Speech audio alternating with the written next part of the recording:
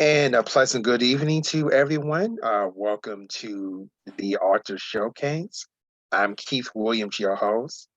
And in this podcast, we do basically that. We showcase published authors. Whether you've written a book, whether you written a blog, do you do video blogging, or if you are, a publisher and you're helping people to get their book published. That's what we do here on the Author Showcase. And so, without further ado, I'd like to introduce you, everyone, to Anthony Highland. Awesome sauce. How's it going? Thank you so much for having me. I appreciate it. Doing pretty good. This is we actually do like two podcasts on Saturday and two on Sunday. So it's been kind of a busy day. I can imagine. Anthony, if you don't mind, would you like to introduce yourself to the audience? Absolutely. My name is Anthony Highland, formerly known as I Speak 1906 on social media. I am a man of many hats. I am a social media influencer, a professional public speaker, spoken word artist, and recording artist. And when I'm not doing all of that, I'm serving this country as a United States naval sailor. Oh, well, really, thank you for your service from one veteran to another. Appreciate Absolutely. your service. I know you're excited about Veterans Day. Listen, all I see is pancakes. But also to, hold a space for, those that have, paved the way for me to be able to serve and to, leave an impact, on this world that, while, service was here before me, it's going to be here during me and it's going to be here after me, so just doing my part to leave, the best imprint possible on the world, as well as to my junior sailors as well in the process. So I understand that you served in the Navy and was stationed in, Hawaii. So, what was that like, and what kind of skills did you, bring out of that experience? Well, I'm actively still serving. I'm actually in transition from here to my next duty station back on the mainland. However, being here in Hawaii, some of the things that I learned was, how to be more resourceful. One thing about the natives that they're, very proud of is their ability to adapt to environments that, albeit respectfully to history, has been oppressive in nature. Also, to be a little bit more open-minded when it comes to food, tasting some of the native dishes and things of that nature definitely opened up my mindset on that as well. And experience. I went skydiving for the first time, out here in Hawaii.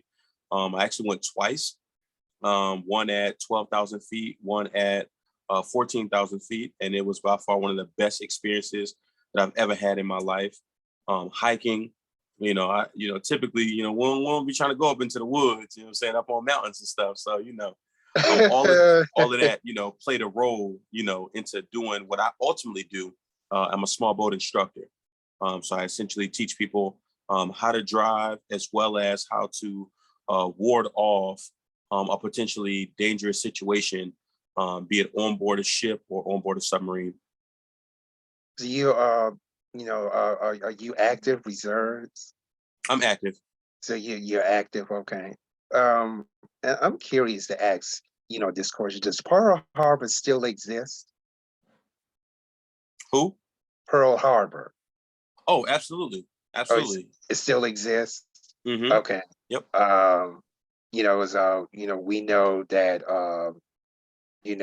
tragic event took place in 1941, there, which caused United States to enter into World War II. And we really don't hear much about it, anymore. So I'm just kind of curious, does it still exist? Oh, yeah. And one of the things that's intertwined into the experience of coming here to the islands, number one, respecting the island. Number two, respecting the locals. And then number three, respecting the environment, doubling down on that from the standpoint of this land is sacred. And when you talk about the history of what has taken place here, you have to ensure that you are, number one, paying homage to those that came before you. We also can't have this conversation without talking about, the military occupancy of, sacred native land, and being cognizant of that as well. One of the things that's worked into different packages when coming to the island is being able to visit Pearl Harbor. And there's essentially a structure with like some see-through glass to whereby you can literally look right down and see where the ship was sunk at. Oh, that's fantastic. So understand that you wear, a lot of hats, being a spoken word artist, empowerment speaker, and you touch on a lot of, subjects ranging from social issues, parenthood, education, and branding. Talk a little bit about that. And also too that uh it mentioned here in your profile that you're also a TikTok influencer. Yes, sir. So for those of you who are not familiar with with that, could you let people know what constitutes a person to be a social media influencer? So great deal of complexity there. People's idea of what an influencer is versus what it's not. I will say that from a general perspective, it's individual to the person. However, for me specifically, it's anyone that has a platform that has impact.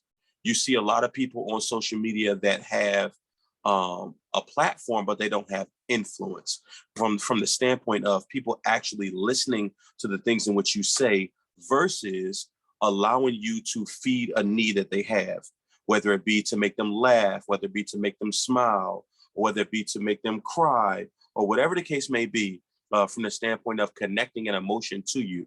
Now, for perspective, in terms of me being not just a TikTok influencer, but an influencer in general, a social media influencer, I have 1.6 million supporters. I don't like to say followers, supporters on my TikTok. I have over 33,000 supporters on Instagram, over 27,000 subscribers on YouTube, and I think it's a little under 10,000 on my Facebook.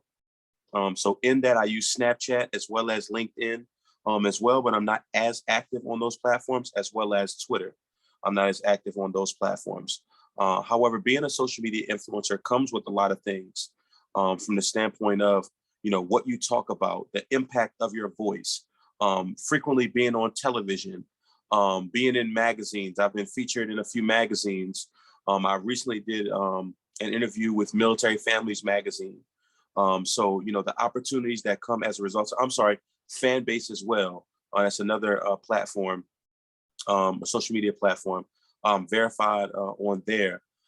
So, in that, you have what you stand for and what you perpetuate on your platform, and then what you either push and or influence, for all intents and purposes, your audience to not only think, but also into action.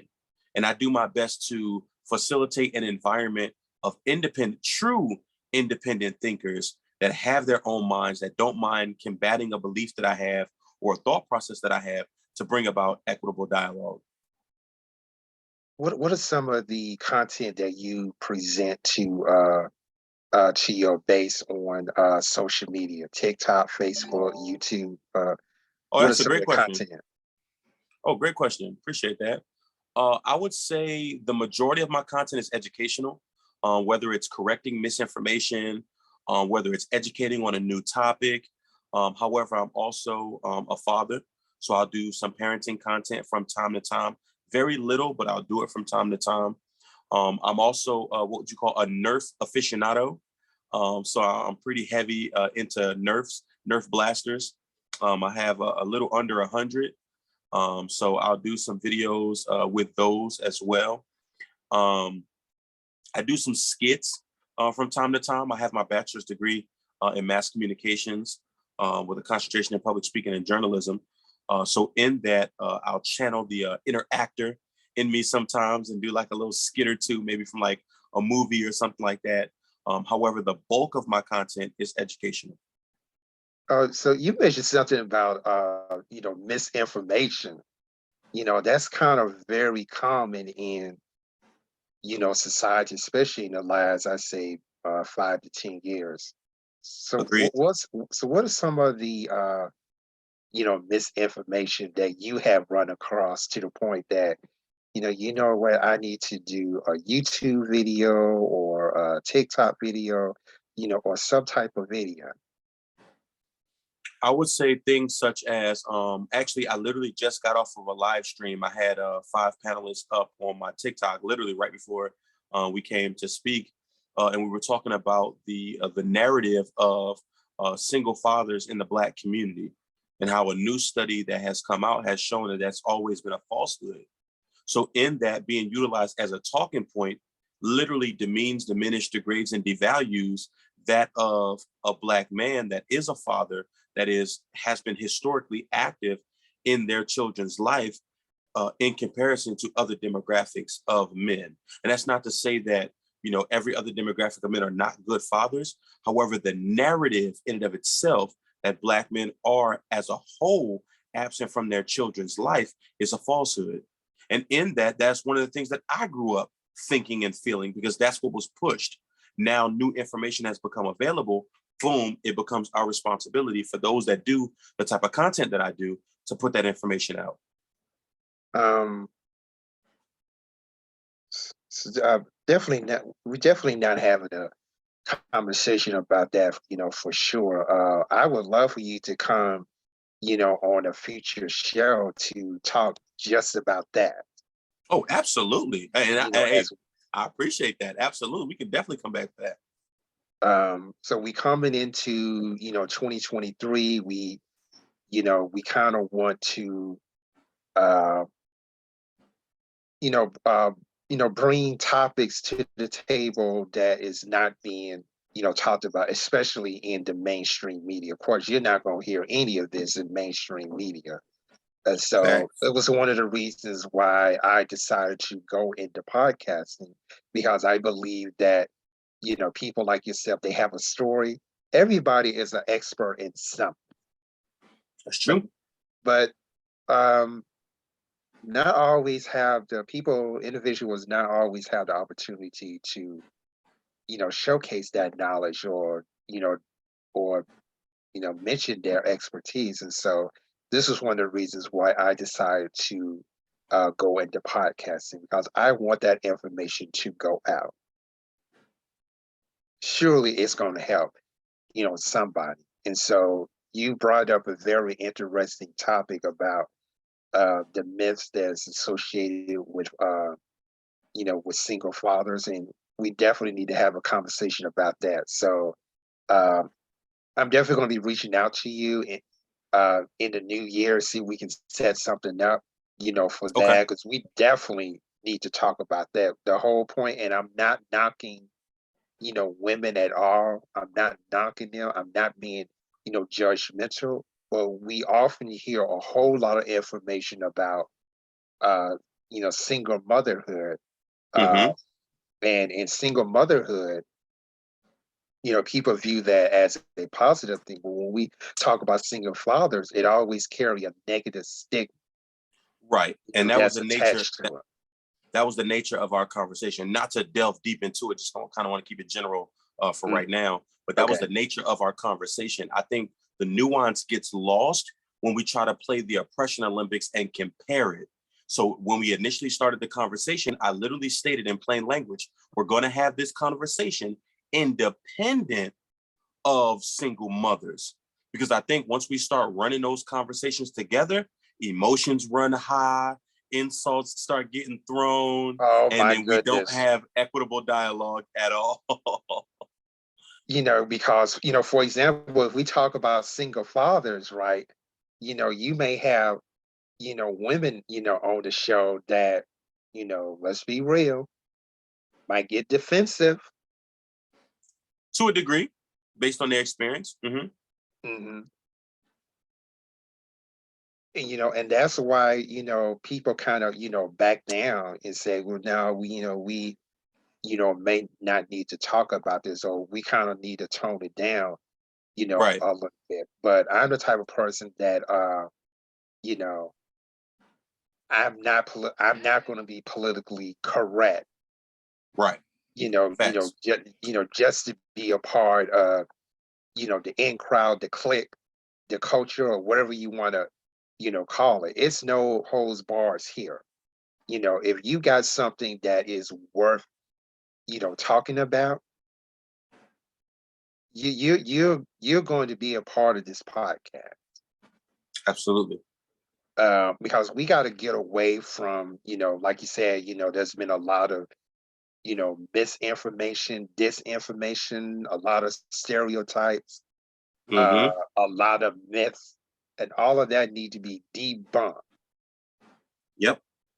So part of 2023 is that, we're going to, look at different topics and subjects that are deemed stereotypical, controversial, whether it's disinformation, misinformation, or myths, and we're going to try to, debunk it, and we're really going to start educating some people. Because 9 times out of 10, critical thinking is almost on a decline. That is a factual statement. You have far too many people, especially as it relates to social media now. And part of being, and I'm glad you mentioned it earlier about being a social media influencer, is understanding when certain conversations are for you and when they're not for you. Because in that, you have a lot of people that want you to think for them instead of thinking for themselves. And that's what Mm. I facilitate on my platform, is that I want you to think for yourself. I want you to understand that I value your voice. I value your brain. Talk to me nice. Let me know, like, if I'm saying something that you disagree with, that's okay. Let's hold space for that. But don't just blindly agree with me because you like me or you love my platform. Don't do that. Because then again, molds are not going to be broken. Trajectories aren't going to be changed as a result of that. And dynamic dialogue cannot take place in an environment to where everybody agrees with everybody all the time. Um, so, uh, so with that, we definitely need to have a conversation about, critical thinking, Absolutely. as well. So, that's going to be another focus that we will have, in 2023. Mhm. Um, so shifting gears a little bit, uh, your your profile mentions something about being a published author. Yes. Okay, so let's talk about your book. So my book, the Purpose of Power, available on Amazon. I wrote it, ironically enough, when I was in college, but I didn't publish it till I graduated. It is an autobiographical sketch of the first 25 years of my life. I'm now 30.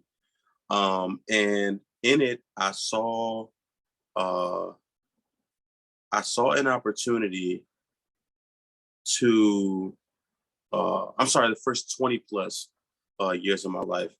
I saw an opportunity to teach lessons based off of what I learned. And I didn't think that I was old enough to write an autobiography yet. So I call it an autobiographical sketch because I took different impactful moments of my life and then what that experience was like, and then the lesson that I learned as a result of that experience. And so far, it's done very well. Sold out on Amazon about close to 10 times already. Well, I mean, you can always, add to it as you, get older, and then you can turn it into an autobiography or something. Oh, absolutely. Okay. So that's pretty much what the book is about. Yes.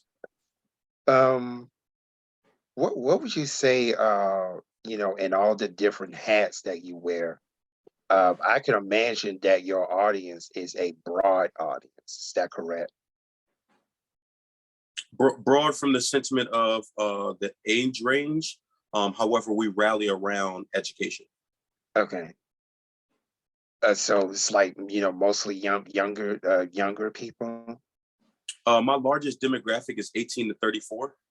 That's about 44% of my audience, the largest chunk of my audience. Yeah, that is a big chunk. Um, Also, too, um, you are a spoken word artist. Yes, sir. So, what is that like? So I've been performing since I was, oh goodness gracious, about 12. Yeah, since I was about 12. I started off in an organization called PYPM, Philadelphia Youth Poetry Movement. I grew up in Philadelphia.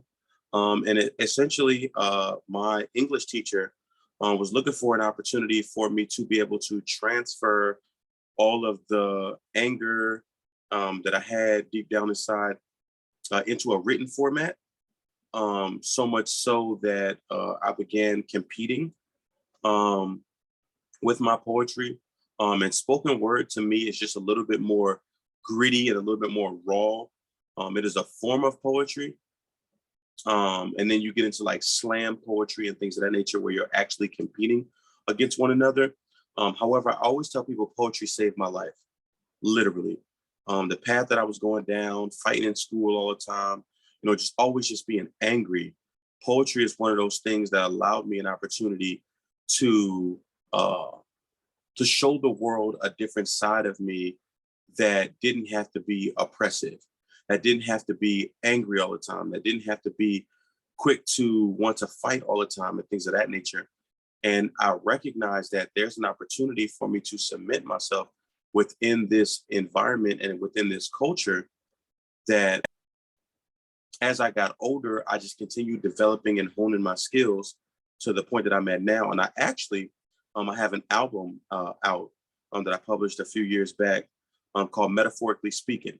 So that's available on all streaming platforms as well. Um, so I mean, I understand that no spoken word artist is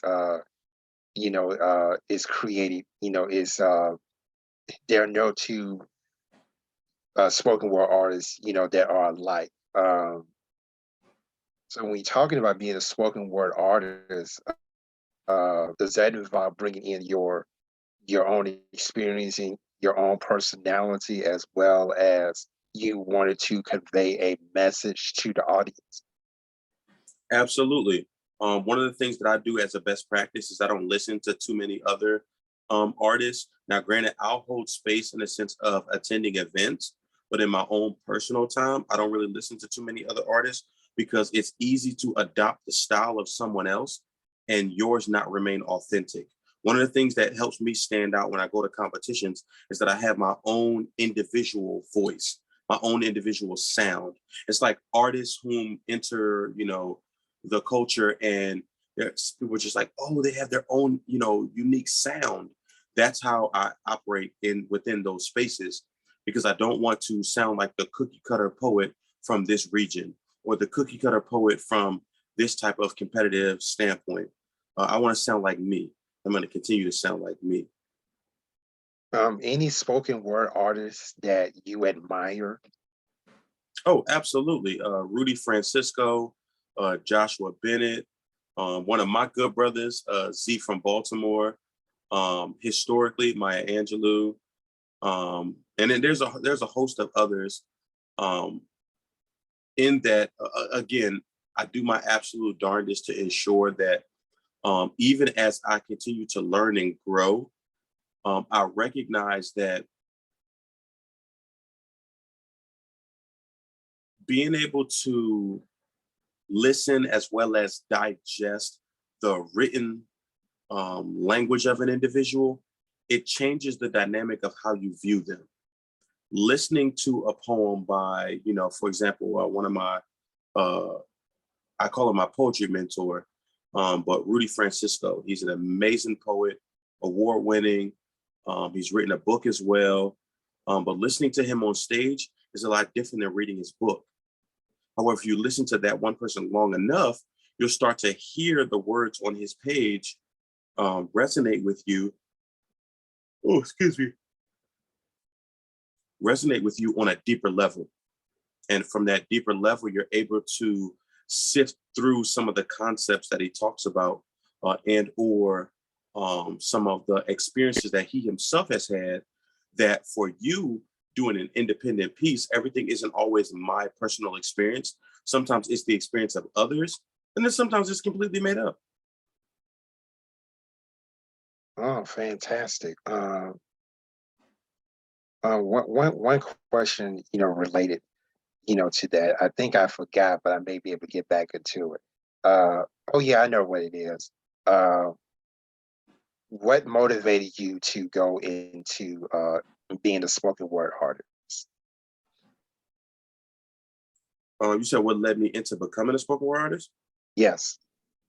My teacher, my English teacher, when I was in middle school, was just like, hey, you're getting suspended so much, always fighting in school. I had a lot of anger deep down inside for, my biological father who wasn't in my life. And I really wanted to do something different. And I was open at that point in time to change, as well as to recognize that not everything that came across my scope was worth sacrificing my entire middle school and then high school career over. It just wasn't worth it. It just wasn't So worth it. you actually had, someone, at school, an adult, in school that really care about your well-being. Oh, absolutely. My mentor, his name, well, he was actually my teacher when I got to high school, but his name was Joshua Tribe. Very amazing. He taught in the inner city, white man. And he changed my perspective on poetry because, I'm growing up, young kid in I was about to say New York, goodness gracious, in North Philly. Um, there wasn't too many teachers that braved coming into the public school. So in that, he not only demanded his respect with his presence, but he also showed us that I care more about you as a person than I do as a teacher. And it showed through his professionalism. It showed through his support of our sporting events. It showed through just his sheer desire to want to see us do better. So in that, I gave it a go just off of the respect alone that I had for him. Me, of course, my friends, oh, that's that little punk stuff. Like, oh, you writing poetry? Oh, da da da.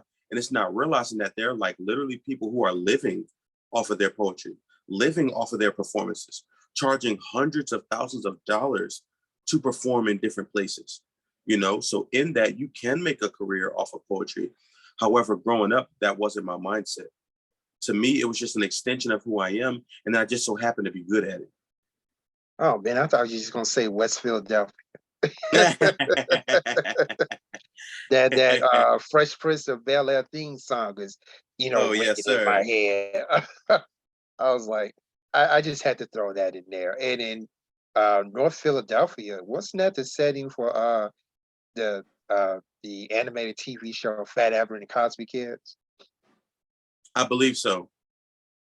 Yeah, where they used to hang out at the junkyard. Oh, yeah, yeah, yeah. That's not real, isn't it? I mean, there's no like real junkyard, per se in North Philadelphia, isn't Oh, no, there's definitely some junkyards. Definitely. it? Definitely some Okay, because I junkyards. kind of figured that there was like some realism, in Fat Alberts. That's why I asked. Uh, um, tell me about your role as a public speaker. As a public speaker, one of the things that I sought to do um, was to not just change the world, but do it in a way that um, I was able to have and hold community with a demographic that I feel like I can reach best. For me, it's the collegiate market. I love speaking at colleges and universities. I've been speaking professionally since 2012. And I've spoken at over 25 colleges and universities. Some of the topics that I talk about is leadership, self-confidence, suicide prevention, intimate partner violence, networking, and those are just to name a few. Excuse me. And in that, that is what I ultimately want to do with like literally the rest of my life. After I get out the military and retire from the military, that's literally what I want to do. And I've been doing it while in as well, going to different colleges and universities and speaking, getting booked, and then building that platform also opens up opportunity for me to be able to do so as well, considering the basis of my platform, it's education. Oh, you wear all these different hats, and you're also, full time in the Navy. How do you do it? So that's a great And question. did you get I any literally, sleep? I get it a lot. I get it a lot. And yes, I do. I think it's all about people oftentimes talk about the quote work-life balance, unquote. And I don't believe that a balance exists. I believe in systems. Once you develop a system for yourself and for what it is that you want to accomplish, it makes things run a lot smoother. I don't accept engagements that I don't feel as though that I can fulfill because my name and my legacy is on the line.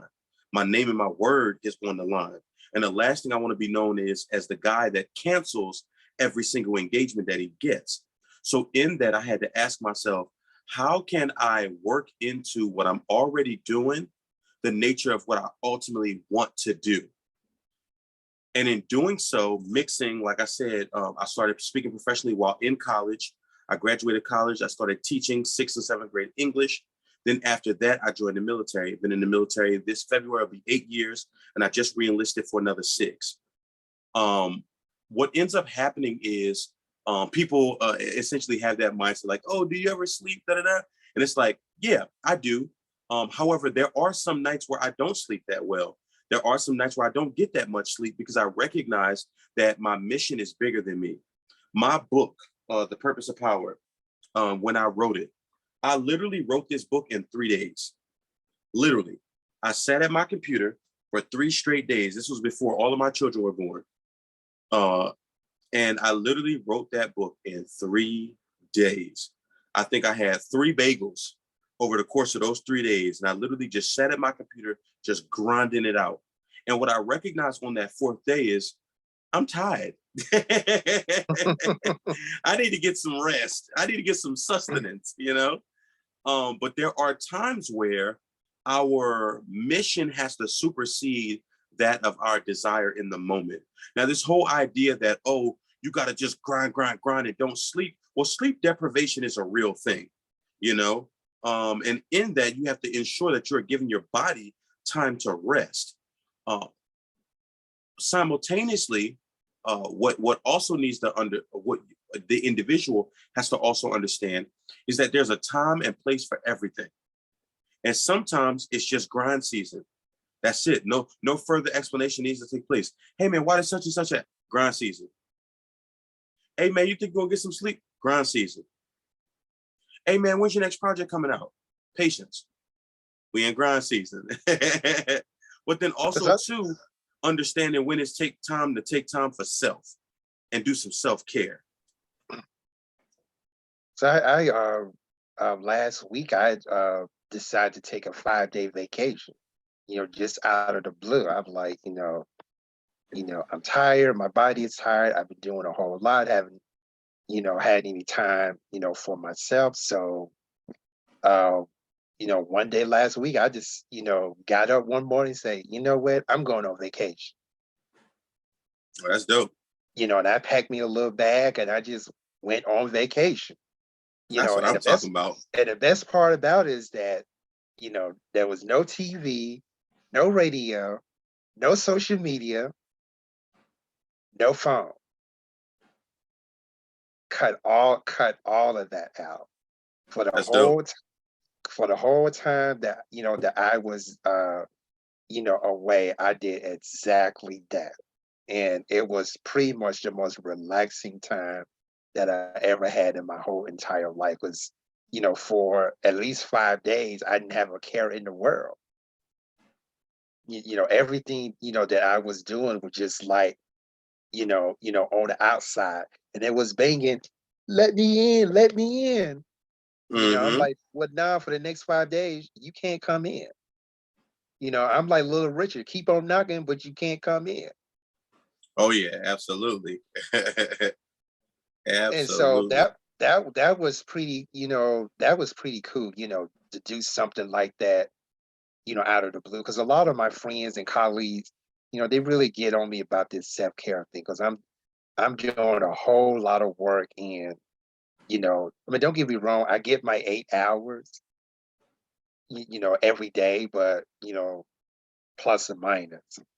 But as far as like, really relaxing and, and say, okay, I'm not going to do anything for, at least 24 hours, it's hard to come by. Um, Mm-hmm. so one Part day of out of the part of the, blue, I'm just part of like, that too. mhm, Part of that too is also understanding, because you asked this question, you asked the question earlier, and I kind of want to double back to it about like, how do I manage all of these things while being full time in the Navy? Part mhm, of that is also understanding when you got to unplug. And the metaphor that I give is from the Matrix. Sometimes you just got to unplug from the Matrix. The Matrix is the daily grind, right? You said, hey, listen, I decided, you know what? 5-day vacation, let's get it. But the part that people don't see is the work that you've put in that has allowed you the ability to be able to pick up and go and say, you know what? Boom, I'm going on vacation. And that's the type of freedom that some of us are actually out here grinding for and putting in the work for. So I definitely want to give, support to that sentiment, because that's what I'm working towards. The ability to wake up, and some of the things that, for me, I'm very spiritual. I'm not very religious, but I am very spiritual. And I've seen certain things in my dreams, as well as had certain conversations in meditations, et cetera, that, on a random, I don't know, Thursday, and I wake up and say, you know what, I want to have breakfast in Paris. Hey, Johnson, gas up the private jet. We on our way to Paris to get some breakfast. You know what I'm saying? Like, that's the type of lifestyle that I'm working towards. But also simultaneously understanding that there are people out there that are not living that lifestyle. There are people that are out there struggling. There's people out there that are hungry. There's people out there that don't have homes. And being able to facilitate an environment as well as increase my resources so much so that I can open what I ultimately want to call rehabilitation centers and not homeless shelters. Something to the effect of, getting, especially homeless veterans off the street, get them into their first suit or their first dress, give them some resume building workshops and things of that nature, but then also to get them that first job interview and change the trajectory of their life, because who knows what happened that forced them into that environment. Everyone doesn't come home from deployment and or of have the most best situations happen to you. However, what you can do is be an individual that says, you know what? I want to leave this world in a much better place than I found it. I want to leave an impact on this world that wasn't, and or not just wasn't there, but I also want to build on this impact here, because while the players may change, the game stays exactly the same. And finally, before we wrap up here, tell us a little bit about your role as a father. As a father, one of the things that I take and hold very near and dear to me is my communication with my children. One of the things that I seek to do with my children that wasn't really done with me is literally talking to them, not always resorting directly to physical violence, not always resorting to physical discipline, but just holding space to have communication with them from the standpoint of restating my expectations, as well as guiding them in a way that they understand that life is finicky in a way. And when you're teaching a child, my oldest is about to be 6, my middle child is 4, and my youngest is 2. So in that, they're at different stages of their development. So I have to communicate with them differently. And my youngest is not fully talking yet. So in that, I have to learn through his oohs, his ahs, his crying, his pointing.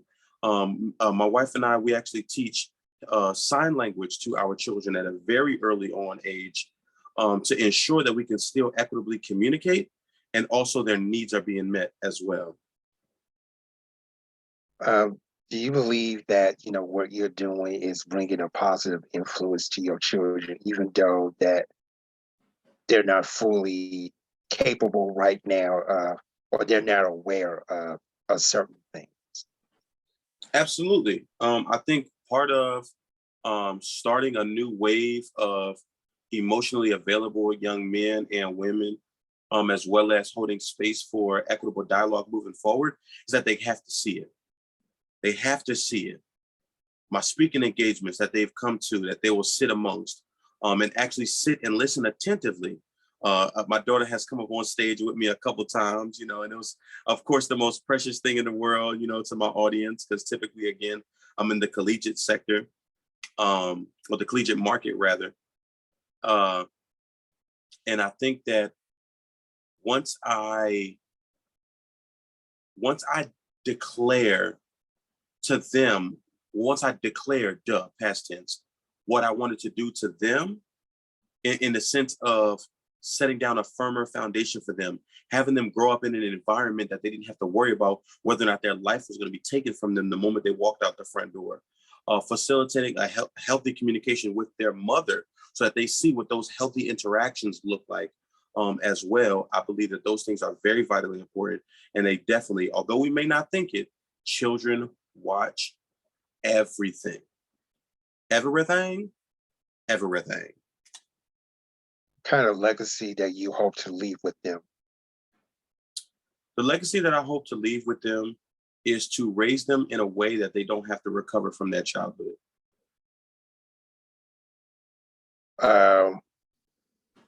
What about your audience? What kind of legacy you want to leave with them?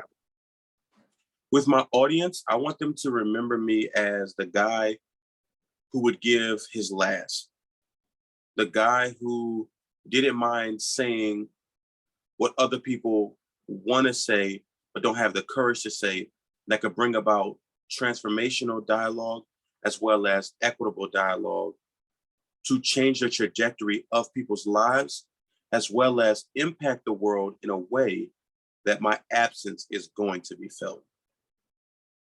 What kind of footprint would you like to leave on Earth? The footprint that I want to leave on this earth is a mighty one. However, I want to leave more of a footprint of community. I want to leave a footprint that says that, hey, while this may be the mile of his shoes that he walked in, well, now let me go ahead and start my own path. There's a quote by Ralph Waldo Emerson that says, don't go where the path may lead. Go instead where there's no path and leave a trail. So in that, what I recognize is that there are times where we're going to have to say, you know what?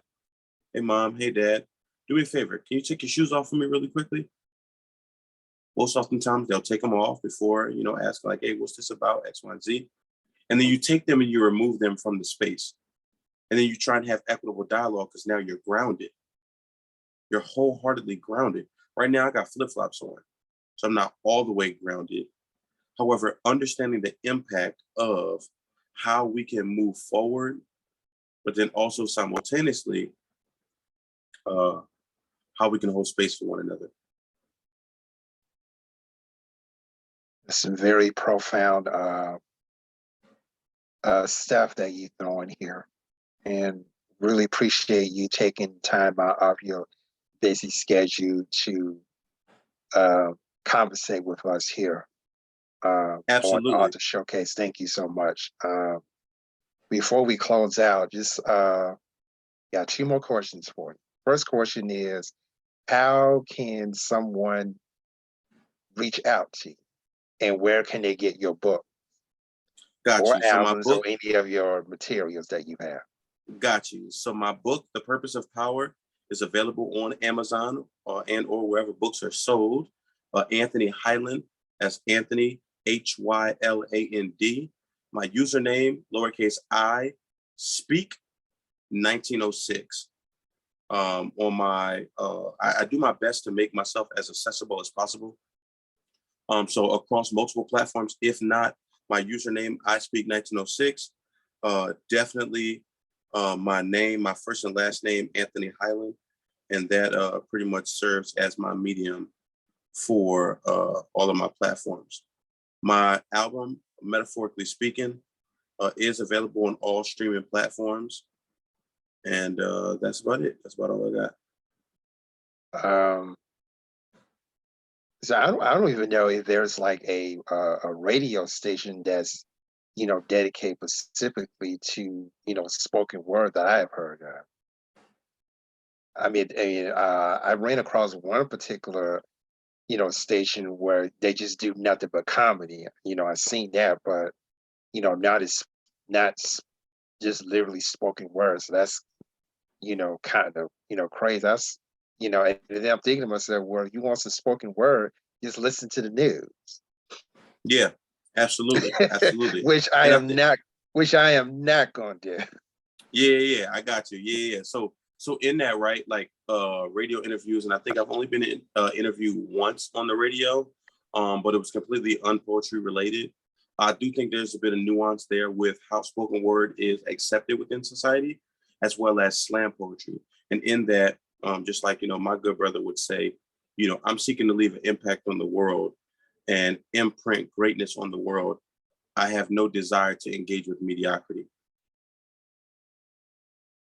Yeah, I feel you on that one. Definitely. And thank you And for allowing me into your space as well.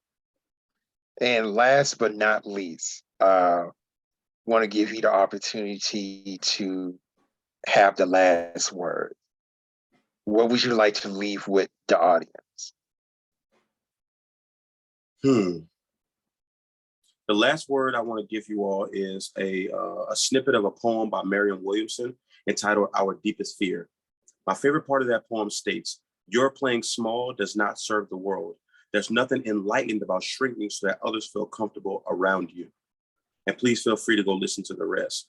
In that, what that quote pretty much talks to is stop diminishing yourself, degrading, devaluing yourself, all for the sake of saving face, all for the sake of feeling like you have imposter syndrome. Be who you are, love who you are authentically. You all have a great one. Um, I'm speechless after that. I guess we're gonna close on that note. Thank you so much for being part of the authors showcase with us this evening with Anthony Highland as our guest. Really appreciate you tuning in with us. And be sure to join us for another great episode of the Author Showcase next Saturday. So until then,